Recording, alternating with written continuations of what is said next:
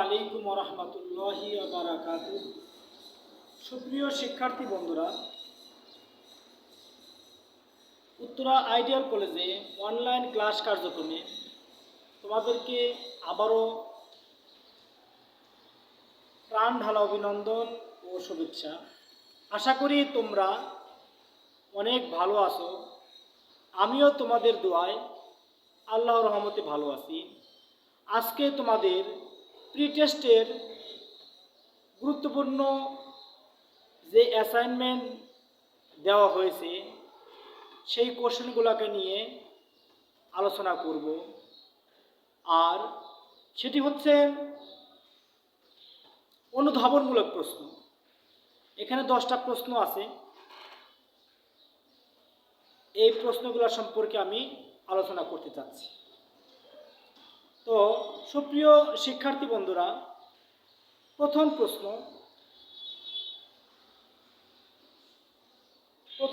হচ্ছে মঙ্গলদের পরিচয় ব্যাখ্যা, মানে মঙ্গলদের পরিচয় কি ব্যাখ্যা করো। মঙ্গলদের পরিচয় কি ব্যাখ্যা করো। মঙ্গলদের পরিচয় হচ্ছে, প্রথমে আমি বলতে চাই, মঙ্গল শব্দ থেকে মুঘল নামকরণ করা হয়েছে। ভারতীয় উপমহাদেশে যে মুঘল শাসনামল চলে, এই মুঘল শব্দটা মঙ্গল থেকে এসেছে। আর মঙ্গল শব্দটা বর্তমান মঙ্গোলিয়া রাষ্ট্র থেকে মঙ্গল শব্দের উৎপত্তি, আর মঙ্গল থেকে মুঘল শব্দ এসেছে। কোনো ঐতিহাসিকগণ বলেন মঙ্গ থেকে মঙ্গল এসেছে। আমরা তারপরে যাচ্ছি যে এই মঙ্গলদের পরিচয়, মঙ্গল হচ্ছে যে সম্রাট আকবরের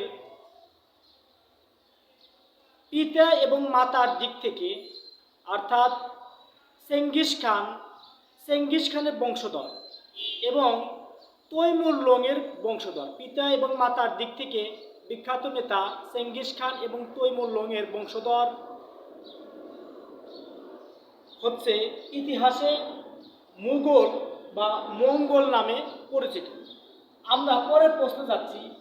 2 নম্বর প্রশ্ন, বাবর নামা কি ব্যাখ্যা করো। বাবর নামা কি ব্যাখ্যা করো। তো বাবর নামা এক কথায় লিখতে হবে। এখানে অনুধাবনমূলক প্রশ্নে 2টা অংশ আছে। এক হচ্ছে জ্ঞানমূলক, এটা এক কথায় উত্তর দিতে হবে যে বাবর নামা কি। বাবর নামা হচ্ছে যে বাবরের আত্মজীবনীমূলক একটা গ্রন্থ হচ্ছে বাবর নামা, যেটা আবুল ফজল রচিত একটি গ্রন্থ। এখন বাবর নামাকে আমরা পাইলাম, ব্যাখ্যা করো। এই বাবর নামার মধ্যে সম্রাট বাবরের রাজনৈতিক বিভিন্ন ধাপগুলো, তিনি কিভাবে রাজ্য শাসন করেছেন, তিনি সমাজের মধ্যে কী ধরনের আইন, রাজনৈতিক, সামাজিক, সাংস্কৃতিক এবং ধর্মীয় বিভিন্ন আচার অনুষ্ঠান সম্পর্কে, তার শাসন নীতি সম্পর্কে আলোকপাত করা হয়েছে। আমরা 3 নম্বর প্রশ্নে চলে যাচ্ছি যে মুঘল আফগান যুদ্ধ অনিবার্য হয়েছিল কেন। এই প্রশ্ন আমরা পরে আলোচনা করব। তারপরে আমরা আলোচনা করি কুতুবউদ্দিন। কোশ্চেন নম্বর 4, কুতুবউদ্দিন আইবেক প্রতিষ্ঠিত রাজবংশকে দাসবংশ বলা হয় কেন। কুতুবউদ্দিন আইবেক প্রতিষ্ঠিত রাজবংশকে দাসবংশ বলা হয় কেন। কুতুবউদ্দিন আইবেক তিনি একজন দাস ছিলেন। তিনি একজন কৃতদাস ছিলেন, যার কারণে তার প্রতিষ্ঠিত রাজবংশকে দাসবংশ নামে অভিহিত করা হয়। আর ব্যাখ্যায় চলে যাচ্ছি যে কুতুবউদ্দিন আইবেক 1206 খ্রিস্টাব্দে, কুতুবউদ্দিন আইবেক 1206 খ্রিস্টাব্দে তিনি সুলতান উপাধি গ্রহণ করে সিংহাসনে আরোহণ করে। এবং কুতুবউদ্দিন এর পরে এই তার স্থলাভিষিক্ত যারা হয়েছেন তার বংশের, এই বংশকে ইতিহাসে দাস বংশ নামে অভিহিত করা হয়। আমরা পরের প্রশ্নে চলে যাচ্ছি, যে কোশ্চেন নম্বর 5, কুতুব মিনার নামকরণের কারণ ব্যাখ্যা করো। কুতুব মিনার নামকরণের কারণ, কুতুবউদ্দিন আইবেকের নাম অনুসারে কুতুব মিনার নামকরণ করা হয়। কুতুবউদ্দিন বখতিয়ার কাকি একজন বিখ্যাত সাধক ছিলেন, তার নাম অনুসারে কুতুব মিনার নামকরণ করা হয়। এখানে বলছে তারপরে কুতুব মিনার নামকরণের কারণ ব্যাখ্যা করো, কারণ কি এবং ব্যাখ্যা করো। তো কুতুব মিনার নামকরণের কারণটা হচ্ছে, কুতুবউদ্দিন বখতিয়ার কাকি একজন সুফি দরবেশ ছিলেন, একজন সাধক ছিলেন, আর তার সাহচর্য ছিলেন কুতুবউদ্দিন আইবেক। শিক্ষার্থী বন্ধুরা, তোমরা ভালোভাবে খেয়াল করো, এখানে কুতুবউদ্দিন আইবেক একজন শাসক, অপরদিকে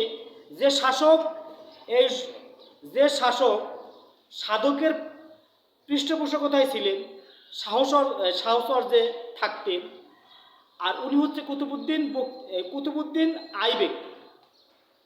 তো কুতুবউদ্দিন আইবেক এবং কুতুবউদ্দিন বখতিয়ার কাকি অবশ্যই তোমরা বুঝতে পেরেছো। পরের প্রশ্ন হচ্ছে প্রশ্ন নম্বর 6, মঙ্গল আক্রমণ প্রতিহত করতে গিয়াসউদ্দিন বলবন কি কি পদক্ষেপ নিয়েছিলেন? মঙ্গল আক্রমণ প্রতিহত করতে গিয়াসউদ্দিন বলবন কি কি পদক্ষেপ তিনি গ্রহণ করেছিলেন?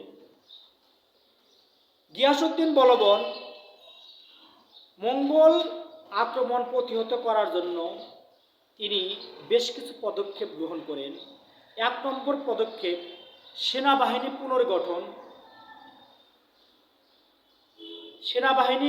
পুনর্গঠন। 2 হচ্ছে সেনাবাহিনীর অস্ত্র শস্ত্র আধুনিকায়ন এবং পুরনো দুর্গ সংস্কার এবং নতুন দুর্গ স্থাপন করা।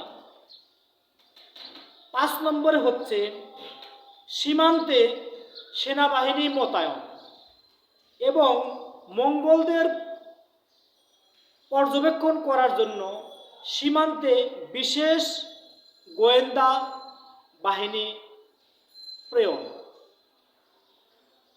তো সেই সময়ে তার সাম্রাজ্য বর্ধিতকরণ নীতি তিনি বাতিল করেন। তো আমরা বুঝতে পারলাম শিক্ষার্থী বন্ধুরা যে মঙ্গল আক্রমণ প্রতিহত করতে গিয়াসউদ্দিন বলবন যে পদক্ষেপগুলো নিয়েছিল সেগুলো আমরা আলোচনা করলাম। আমরা চলে যাচ্ছি তারপরের প্রশ্নে। প্রশ্ন নম্বর 7, ভারতবর্ষকে নৃতত্ত্বের জাদুঘর বলা হয় কেন? ভারতবর্ষকে নৃতত্ত্বের জাদুঘর বলা হয় কেন? দেখো শিক্ষার্থী বন্ধুরা, ভারতবর্ষকে নৃতত্ত্বের জাদুঘর বলা হয় কেন? এক কথায় জ্ঞানমূলক অংশে আমরা লিখব, ভারতবর্ষে বিভিন্ন সময়ে বিভিন্ন যুগে বিভিন্ন ধর্মের বর্ণের লোক বসবাস করার কারণে ভারতবর্ষকে নৃতত্ত্বের জাদুঘর বলা হয়। আমরা ব্যাখ্যায় চলে যাব। ভারতবর্ষে প্রাচীন কাল থেকে এরকম প্রাচীন যুগ থেকে মধ্যযুগ থেকে আধুনিক যুগ পর্যন্ত বিভিন্ন ভাষাভাষী, বিশেষ করে আফগান, গ্রিক, হুন, সুখ, তার ইংরেজ, পর্তুগিজ এবং বিভিন্ন জাতি বসবাস করেন। শুধু তাই নয়,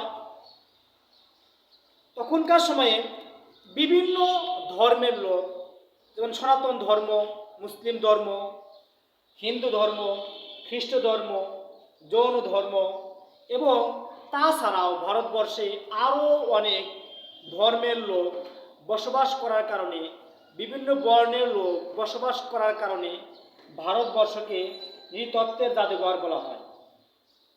আমরা চলে যাচ্ছি প্রশ্ন নম্বর 8। মুসলমানদের আগমনের পূর্বে ভারতবর্ষে নারীর অবস্থা কেমন ছিল? মুসলমানদের আগমনের পূর্বে ভারতবর্ষে নারীর অবস্থা কেমন ছিল? এক কথায় জ্ঞানমূলক অংশ, এক বাক্যে আমরা লিখব যে মুসলমানদের আগমনের পূর্বে ভারতবর্ষে নারীর অবস্থা ছিল অত্যন্ত শোচনীয়। আমরা ব্যাখ্যায় লিখব অনুধাবনমূলক দ্বিতীয় অংশে, দ্বিতীয় প্যারায় লিখব যে তৎকালীন ভারতবর্ষে নারীর অবস্থা অত্যন্ত নৈরাশ্যজনক ছিল। তখনকার সময়ে নারীদের এই বহু বিবাহ এবং তৎকালীন সময়ে সতীদাহ প্রথা এবং নারীদেরকে হাটে বাজারে পণ্যের মতো বিক্রয় করা হতো। তখনকার মানুষ জানতো যে নারীরা একটা ভোগ্য সামগ্রী, পণ্য সামগ্রী মাত্র। আমরা পরের প্রশ্ন চলে যাচ্ছি যে প্রশ্ন নম্বর 9, সতীদাহ প্রথা কি ব্যাখ্যা করুন। এক কথায় সতীদাহ প্রথা কি? এক কথায় বলবো জ্ঞানমূলক অংশে, সতীদাহ প্রথা হচ্ছে প্রাচীন ভারতীয়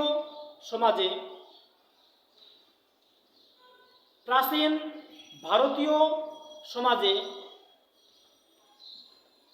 স্ত্রীর আগে স্বামীর মৃত্যু হলে স্বামীর চিতায় জীবন্ত স্ত্রীকে দাহ করার রীতিকে সতীদাহ প্রথা বলা হয়। প্রথম দিকে সতীদাহ প্রথা, যে স্বামী মারা যেত তার স্ত্রী স্বেচ্ছায় তার স্বামীর চিতায় আত্মহতি দিত। পরবর্তী সময়ে সতীদাহ প্রথাকে অর্থাৎ স্বামীর চিতায় জীবন্ত স্ত্রীকে জোরপূর্বকভাবে দাহ করা হতো। অর্থাৎ পরবর্তী সময়ে এটা একটা রীতিতে, একটা নিয়মে পরিণত হয়। আর এটা হচ্ছে সতীদাহ প্রথা। প্রশ্ন নম্বর 10 আমরা চলে যাচ্ছি। আরবদের সিন্ধু বিজয়ের পূর্বে ভারতবর্ষের রাজনৈতিক অবস্থা কেমন ছিল? আমরা এক কথায় লিখব, আরবদের সিন্ধু বিজয়ের পূর্বে ভারতবর্ষের রাজনৈতিক অবস্থা ছিল অত্যন্ত নরবরে, অনৈক্য। রাজনৈতিক অবস্থা ছিল অনৈক্য, তাদের মধ্যে কোনো ঐক্য ছিল না। ব্যাখ্যায় লিখব, তখনকার সময়ে ভারতবর্ষ ছোট ছোট রাজ্যে বিভক্ত ছিল। একটা রাজ্যের সাথে অন্য রাজ্যের লোকদের মধ্যে আন্তঃসম্পর্ক এবং জাতীয় ঐক্য ছিল না। কিন্তু একটি কথা বলে নেওয়া ভালো, সম্রাট অশোক তিনিই একমাত্র ভারতবর্ষকে তিনি একটা ঐক্যের ভিত্তিতে বিশাল সাম্রাজ্য গড়ে তোলেন। আর সেটা হচ্ছে খ্রিস্টপূর্বে 232 থেকে 273 অব্দে। খ্রিস্টপূর্ব 232 থেকে 273 অব্দে সম্রাট অশোক